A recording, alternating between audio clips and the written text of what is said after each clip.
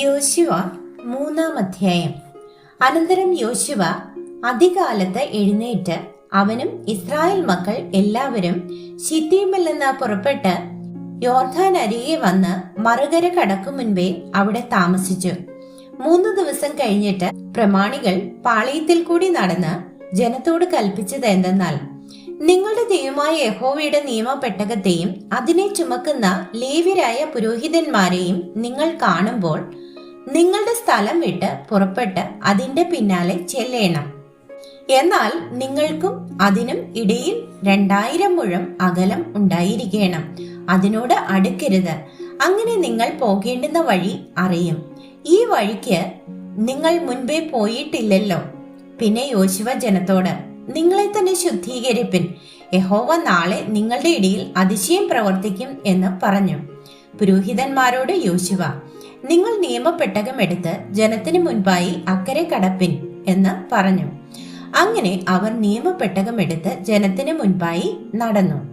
പിന്നെ യഹോവ യോശുവയോട്, ഞാൻ മോശയോടുകൂടെ ഇരുന്നതുപോലെ നിന്നോടു കൂടിയും ഇരിക്കും എന്ന് ഇസ്രായേൽ എല്ലാം അറിയേണ്ടതിന് ഞാൻ ഇന്ന് അവർ കാണെ നിന്നെ വലിയവനാക്കുവാൻ തുടങ്ങും. നിയമപെട്ടകം ചുമക്കുന്ന പുരോഹിതന്മാർ യോർദാനിലെ വെള്ളത്തിന്റെ വക്കത്ത് എത്തുമ്പോൾ യോർദാനിൽ നിൽപ്പാൻ കൽപ്പിക്ക എന്ന് അരുളി ചെയ്തു.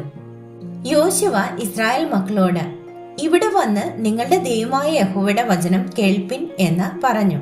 യോശുവ പറഞ്ഞത് എന്തെന്നാൽ, ജീവനുള്ള ദൈവം നിങ്ങളുടെ ഇടയിൽ ഉണ്ട്.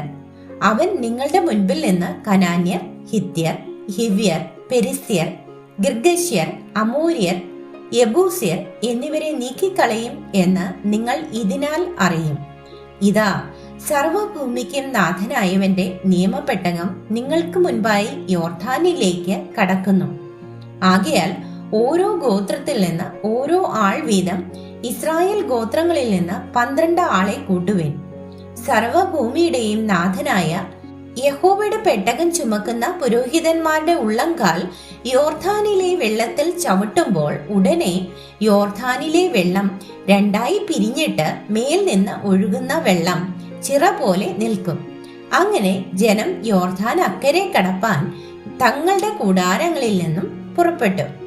നിയമപെട്ടകം ചുമക്കുന്ന പുരോഹിതന്മാർ ജനത്തിനു മുൻപായി പെട്ടകം ചുമന്നുകൊണ്ട് യോർദാൻ അരികെ വന്നു. കൊയ്ത്ത് കാലത്തൊക്കെയും യോർദാൻ തീരമെല്ലാം കവിഞ്ഞ് ഒഴുകും.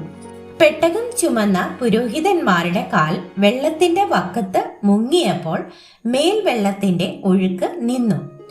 സാരഥാന് സമീപത്തുള്ള ആദാം പട്ടണത്തിനരികെ ബഹുദൂരത്തോളം ചിറ പോലെ പൊങ്ങി. അരാബായിലെ കടലായ ഉപ്പുകടലിലേക്ക് ഒഴുകിയ വെള്ളം വാർന്നുപോയി.